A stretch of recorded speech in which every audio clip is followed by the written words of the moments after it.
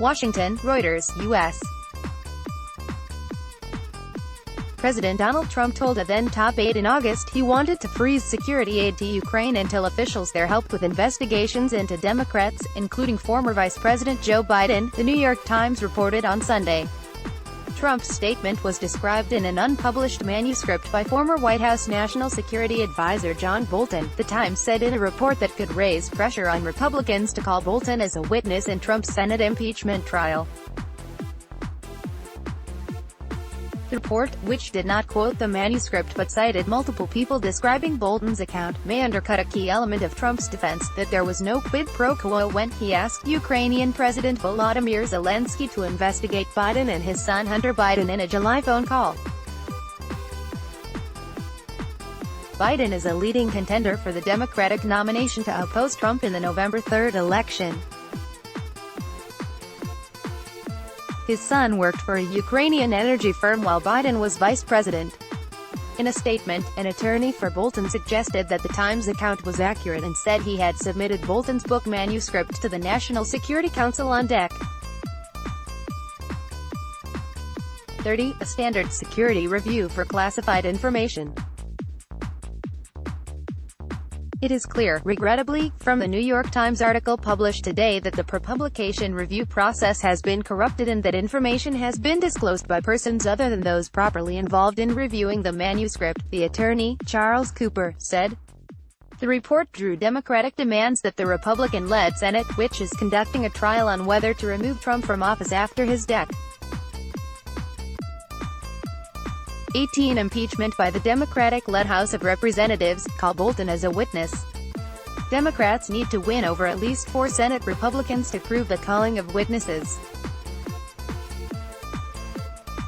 Bolton said this month he was willing to testify in the trial if a Senate subpoena was issued. Lawyers for Trump are scheduled on Monday to resume their defense in the impeachment trial stemming from his dealings with Ukraine. A showdown vote on calling witnesses could loom later in the week. Trump has denied wrongdoing and calls the impeachment process a sham. I never told John Bolton that the aid to Ukraine was tied to investigations into Democrats, including the Bidens, Trump said in a Twitter post. In fact, he never complained about this at the time of his very public termination. If John Bolton said this, it was only to sell a book. The White House, which with Senate Republican leaders has resisted calling witnesses, did not immediately respond to a request for comment about the New York Times report, nor did Jay Sekulow, who is helping lead the Republican president's defense. No defensible reason to wait. There can be no doubt now that Mr. Bolton directly contradicts the heart of the president's defense and therefore must be called as a witness at the impeachment trial of President Trump. The 7 Democratic House managers prosecuting the case against Trump in the Senate said in a statement.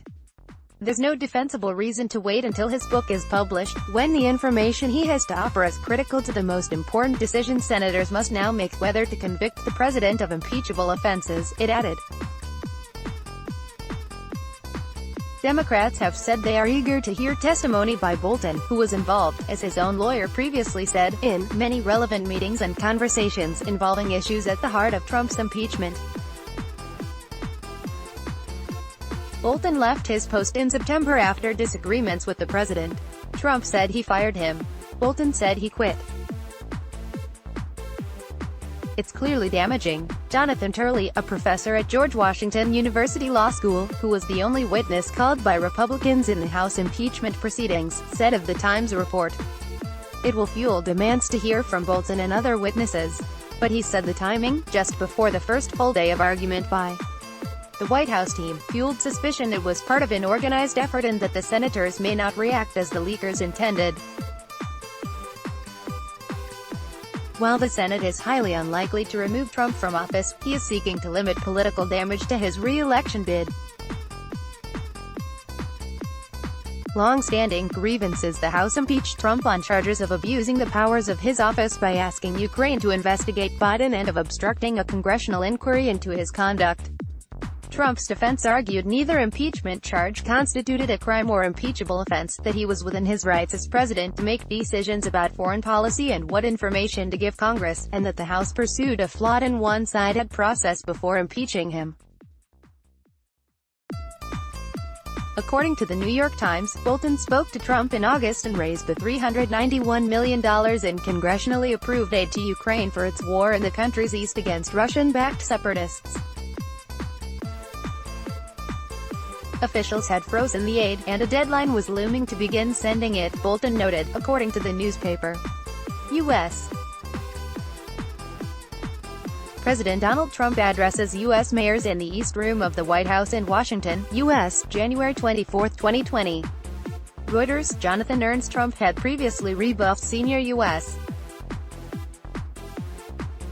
officials who had called for the aid to be restored, the newspaper said, airing his long-standing grievances about Ukraine, which mixed legitimate efforts by some Ukrainians to back his Democratic 2016 opponent, Hillary Clinton, with unsupported accusations and outright conspiracy theories about the country. The newspaper reported that the president's lawyer, Rudy Giuliani, had also spent months stoking the president's paranoia about the U.S. ambassador to Ukraine at the time, Marie Yovanovitch, alleging that she was openly anti-Trump and should be dismissed. In his August 2019 discussion with Bolton, the newspaper said Trump appeared focused on the theories Giuliani had shared with him and had replied to Bolton's question that he preferred sending no assistance to Ukraine until officials had turned over all materials they had about the investigation that related to Biden and supporters of Clinton in Ukraine. Reporting by Doina Chiaku, Pete Schroeder, Arshad Muhammad and Karen Freefold. Additional reporting by Tim Amman, Sarah N. Lynch and subreddit Patnaik. Writing by Doina Chiaku and Arshad Muhammad. Editing by Tim Amman and Peter Cooney. Our standards. The Thomson Reuters Trust Principles. Let's block ads. Why?